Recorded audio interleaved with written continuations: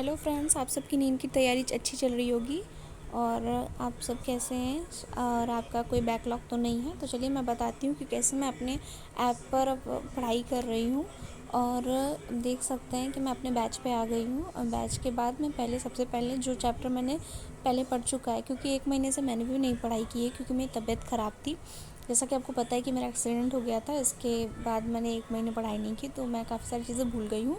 तो इसलिए फिर मैंने रिवीजन करना स्टार्ट किया। तो सबसे पहले मॉर्फोलॉजी फ्लोइंग प्लांट का चैप्टर नंबर लेक्चर नंबर 3 का मैंने जल्दी से सारा रिवाइज़ किया, जो कि पहले मैंने पढ़ चुके थे। और जब मैंने उसे रिवाइज़ कर लिया तो फिर मैं नेक्स्ट देखने गई कि मैंने डीपीपी देखी, मैंने कुछ डीपीपी सॉल्व की थी। तो ये रहा मेरी डीपीपी के स्कोर। तो मैंने 2 लेक्चर की डीपीपी सॉल्व की और 2 लेक्चर के स्कोर्स हैं ये।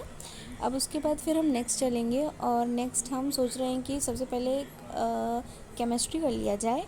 केमिस्ट्री मतलब इनऑर्गेनिक केमिस्ट्री कर लिया जाए, जो कि मैं ओम पांडे सर से कर रही हूँ। तो इसका फर्स्ट लेक्चर मैंने पहले ही देख लिया है। अब मैं फटाफट रिवीजन करूँगी नोट्स के थ्रू। तो इनके नोट्स जल्दी से मैंने सारे के सारे देखे, रिवीजन करे। और इनके नोट्स मुझे काफ़ी अच्छी तरह समझ में आते हैं, क्योंकि सर समझाते बहुत अच्छा है। तो ये हो गया। और इनके जल्दी से सारे नोट्स को रिवाइज़ करना पड़ेगा। जल्दी से सारे नोट्स को हमने रिवीजन कर लिया है। और रिवीजन करने के बाद हमें पीरियोडिक टेबल अभी तक मुझे पूरी नहीं याद हुई, सिर्फ 30 की 40 एलिमेंट्स याद हुए हैं। तो मुझे सारे के सारे एलिमेंट्स को याद करने पड़ेंगे। और ये रहे मेरे सारे एलिमेंट्स। और फिर जैसे कि ये ख़त्म, तो मैंने सारा देख लिया था, जल्दी जल्दी से रिवीजन कर लिया था मैंने। और रिवीजन करने के बाद फिर मैं नेक्स्ट चलूँगी।